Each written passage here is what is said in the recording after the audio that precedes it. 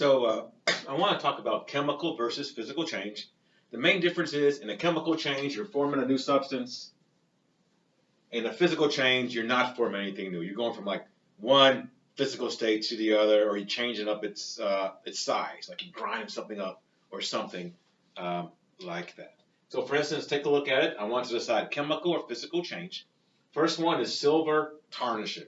So silver turns blackish over time. It's actually reacting with the sulfur in the air. It's a color change. So color change is a chemical change. Silver is actually being oxidized. We'll talk about that reaction a little bit later on this semester. So a color change, it's definitely a chemical change. I formed something new. Second one, copper turning green. So you might have noticed that copper turns green over time, copper tubing, especially. Again, that's a color change. That's going to be a chemical change. Look at number three, melted. So if you go out and sell your gold ring, they say they buy silver, gold, etc. They'll get your gold ring and they'll melt it, and they'll get the gold, silver, copper, etc. from it. So if you're melting gold, it's still gold. It's just in a different physical state. So this is a physical change.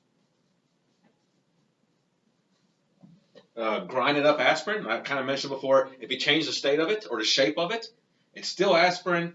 A lot of times they grind it up so that it absorbs more easier in your body. That's a physical change. So I haven't formed anything new.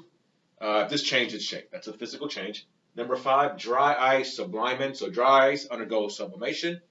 It goes from solid to gas, and dry ice is just solid carbon dioxide gas. Solid carbon dioxide. When it sublimes, it becomes carbon dioxide gas. I've just changed its physical state. It's still carbon dioxide. So this is a physical change.